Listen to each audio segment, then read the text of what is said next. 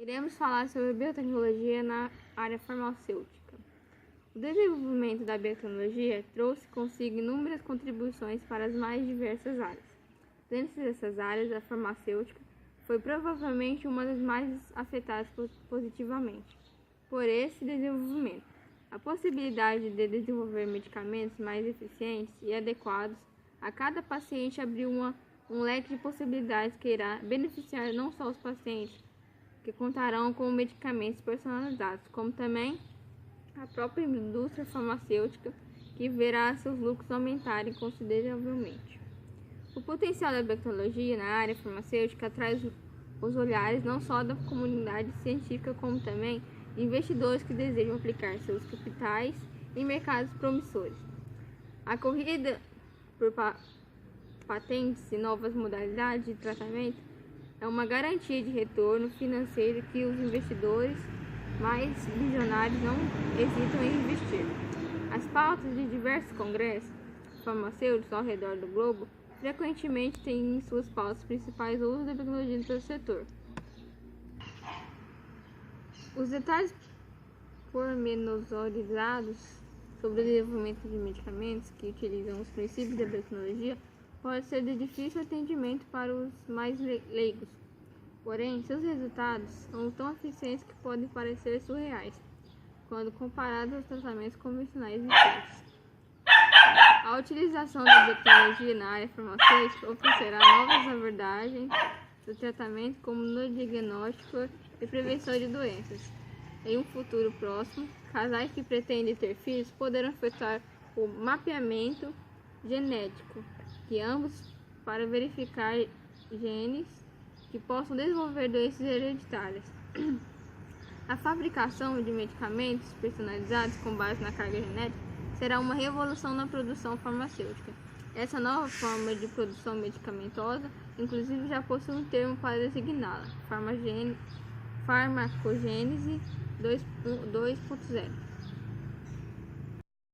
A indústria farmacêutica necessita de processos tecnológicos para a obtenção de vários frutos importantes para a saúde humana e animal. A história da biotecnologia moderna começa inclusive com o desenvolvimento de um medicamento, a penicilina, na primeira metade do século XX. A partir de então, processos biotecnológicos são utilizados na produção de vitaminas, hormônios, antibióticos, vacinas e enzimas, que são divididos em vírus, procariontes, que são bactérias e cianofícias, a eucariontes, que são fungos, protozoários, algas, culturas de tecidos, animais e vegetais. Os vírus patogênicos apresentam interesse para vacinas, enquanto que vírus bacteriófagos são importantes para os estudos genéticos, para mapeamento de posição dos genes e para a construção de novas células da transdução ou recombinação. Na recombinação, fagos são usados como vetores para introduzir o DNA estranho na célula. Bactérias e fungos são os micro-organismos responsáveis pela maioria dos processos biotecnológicos farmacêuticos.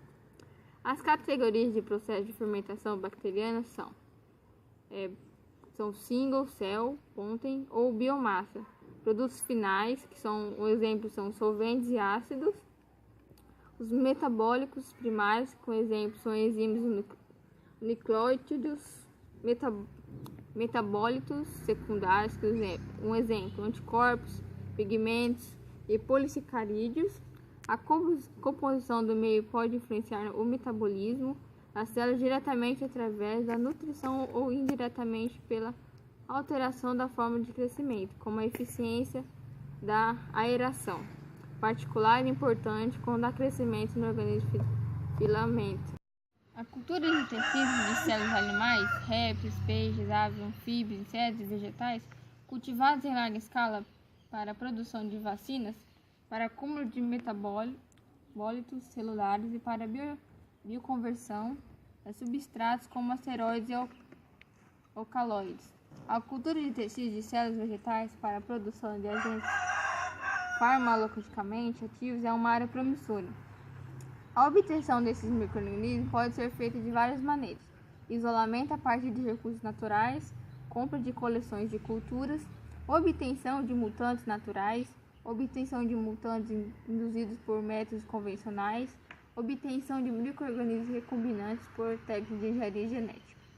Para uma aplicação industrial, espera-se que o organismo apresente as seguintes características gerais: apresentar elevada eficiência na conversão de substrato em produto, permitir o acúmulo do produto no meio de forma a ter elevada concentração do produto no caldo fermentado, não produzir substâncias incompatíveis com o produto, apresentar constância quanto ao comportamento fisiológico, não ser patogênico, não exigir condições de processo muito complexas e não exigir por meio de culturas dispendiosos. Os medicamentos biológicos ainda ocupam uma parcela relativamente modesta no mercado mundial de medicamentos. Estima-se que em 2017 veio a representar cerca de 20%, cerca de 220 bilhões daquele mercado. Entretanto, dentre os diferentes segmentos do mercado global de medicamentos, os biológicos são os que apresentam a maior taxa de crescimento. Entre 2002 e 2012, cresceram 64% em vendas. Os três principais grupos de produtos que compõem o segmento dos biológicos são as proteínas terapêuticas, são insulina, somatotoprina, enzimas corretivas de doenças genéticas, eritropoetina, interferons e etc. Os anticorpos monoclonais e as vacinas. A dinâmica do mercado de cada um deles entre 2010 e 2015 é apresentada na tabela. Os líderes de venda são as insulinas e 4 dentre os MABs são os anticorpos monoclonais. Os desafios para o desenvolvimento e produção de biológicos não são pequenos, dadas a complexidade das moléculas envolvidas e a variabilidade natural dos processos biológicos. São essas características que não recomendam a utilização do termo biogenéricos. Para produtos concorrentes aos de referência, que não recomendam a utilização do termo biogenéricos para produtos por meio desse motivo foi cunhado o termo biosimilares, parte importante do esforço das empresas no campo dos biológicos, incluídas aí as grandes multinacionais dirigem atualmente ao desenvolvimento destes. O mercado global de biosimilares é ainda pequeno, estimando-se para 2015 o valor de 3,7 bilhões em despesas da FDA. Entretanto, é aí que residem as maiores oportunidades em países em desenvolvimento, haja vista a previsão de que até 2020, doses de produtos cujo mercado global atual é 76 bilhões terão suas patentes existentes.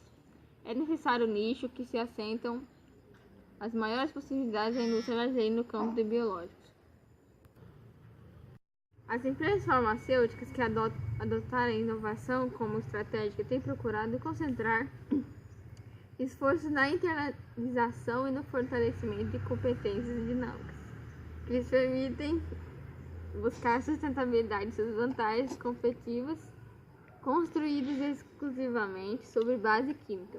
É um novo cenário em que a biotecnologia parece se apresentar como um paradigma tecnológico para a P&D farmacêutica. Nesse processo, as empresas farmacêuticas prospectam oportunidades em empresas de biotecnologia, que ocorrem tanto nas formas de parcerias e com colaborações quanto as vias aquisições diretas. Para as empresas de biotecnologia, por sua vez, a possibilidade de crescimento via aquisição por parceiro estratégico também tem sido positiva. Foram poucas as que tiveram sucesso em saltar do estágio de empresas nascentes para um formato verticalizado, com foco em ciência, mas incorporando etapas de produção e comercialização. Para a grande maioria das pequenas empresas da base tecnológica, o modelo de financiamento por capital de risco ainda é mais comum.